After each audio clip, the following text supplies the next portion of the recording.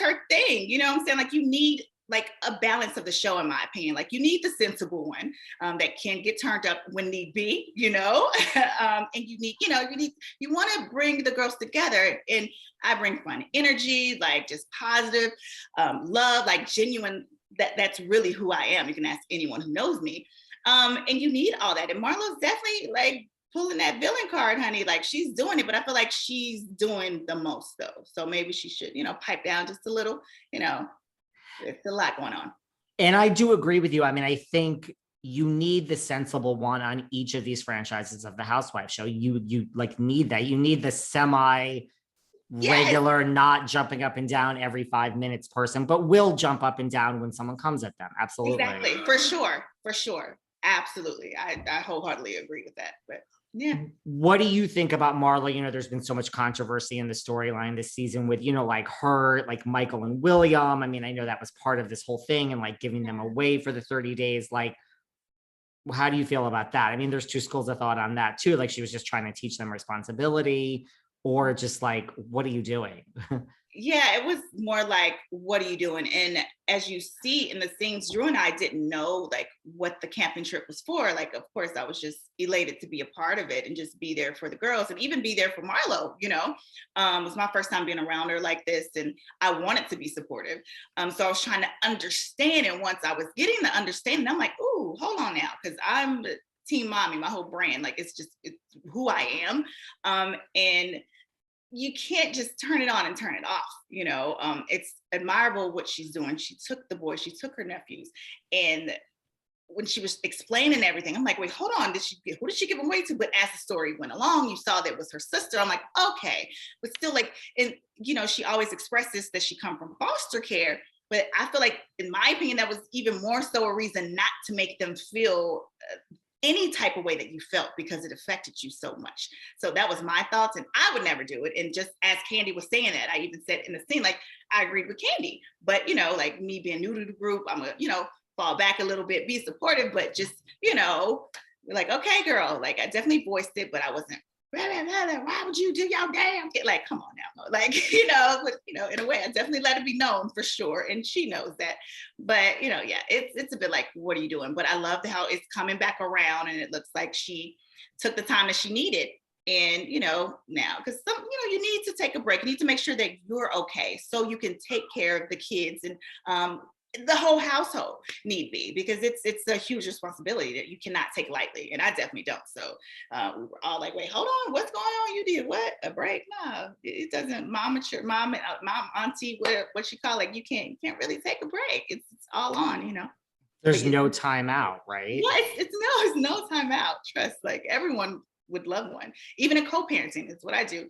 Like, you get burnt out. You get burnt out in it all, but just make sure you have your village there. Make sure you have your team. And it sounds like her sister is part of the village, so maybe there was a way she should have expressed that better, but that's just Marlo being Marlo. So I'm glad she seems like she got it together, and it's, again, admirable what she's doing with the boys, and that she is, doing that. Me too. What about, do you live near her? Now this just came out, like, I don't know if you saw this, like in the past day or two, like this drug rich gang, like, I guess they're part of like the Mariah Carey home invasion. I know Marlo's, and I mean, that's scary. Do you live like right there too? It's so scary. So I sold my penthouse in the city last year in September. Thank God. So I am out the way and I am loving it in suburbia land is what I call it. And yeah, I'm not there. I love the city of Atlanta, but it's very dangerous now. It really is, like the flashiness, and they target, unfortunately, people in the limelight showing what they have. And we just have to be very careful, very, very careful. And, even our nice cars, like when I drive, most of the time will take my driver, or my husband has a nice huge truck, one of his trucks, but still my sports car, like I don't feel safe like going to the mall in my vehicle. So I would either take the driver, or my husband would drive, or we'll be in and out, like it's very, very bad right now. So you have to be safe. So scary. Like, I live in New York City. I'm in the Hamptons for the summer, where I spend all summer, but yes, right, I know. Yeah. We like the Hamptons. There's nothing wrong with that. But New York has changed a lot too. It really has. Right. Yeah, I feel like every city since the pandemic has gotten like worse. And it's really bad. Yeah. So guys, please be safe and be Be aware of your safe. surroundings for sure. I have friends that like won't wear certain things, and I'm just like, I'm sorry, like, why do I have this? Like, I'm gonna wear it, I'm but gonna wear it. you still get a little scared at times. Yes, yes. I really had to see, like, okay, I went to the city today. What do I have to do? You have to take all those things into account because your target, the water boys, like coming up to the door, I was in my car and I'm like, okay, it's fine. It's crazy. You get anxiety like in real life because of these things, but yeah, you just have to be careful. Did you find it hard this season, like to be objective all the time? Like, again, because you are such good friends with Kandi, like, and I'm not knocking that, like, you want to have your friends back. Like, did you find like just overall other situations where you found it hard to be objective? I mean, no, because I mean that's one of the reasons Candy and I are friends. Like we have our own voice and we call each other if we feel like we're wrong or anything, you know. Even though, let me be clear, I feel like she was not wrong in the situation. You know, it's funny her quote. Even though I am a Michelle Obama, when they go low, I go high. Like even my real life, if you follow it, I've been going so high for so long. But honey, like I said, if the cameras come in and you catch it, you're gonna catch the real. You know, my response to it, I just don't put it on Twitter or Instagram right off. But hey, if the cameras are there and you get to get a closer look into my life, you're gonna see the real. But anyway, so you know, just certain situations I would have handled it differently. But for sure, I would have done the same thing Kandi did if Marlo or anyone came for me and my family as hard as she did.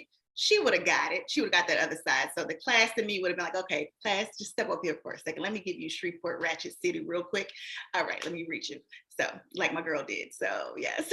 I was gonna say, well, I used to practice law in a former life, so I don't believe in if you go high, if you go low, I go high. I believe like I go high, but if you go low, I'm definitely going lower. We can That's take just it me. there. Well, no, just honestly, it's just, and it has like something to do, you know, I have my books about keep it classy and bigger than me.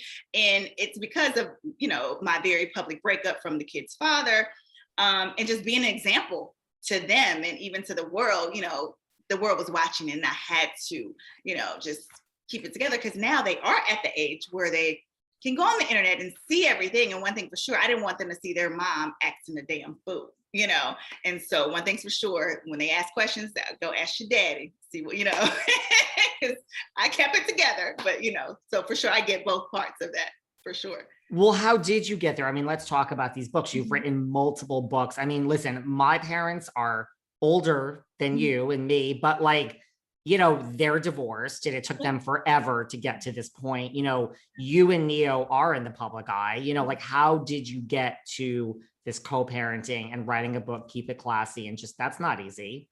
Oh no, it wasn't easy at all. But I just honestly made the conscious choice of, you know, being the bigger person at the time and not giving into my ego because of course, you know, I was humiliated. I was hurt in the beginning. And it was extremely hard. You know, I didn't have the liberty of going through that hurt alone in my house in the room like the whole world, and they definitely had opinions and all this stuff, and then you know he moved on, like it was a lot, but my focus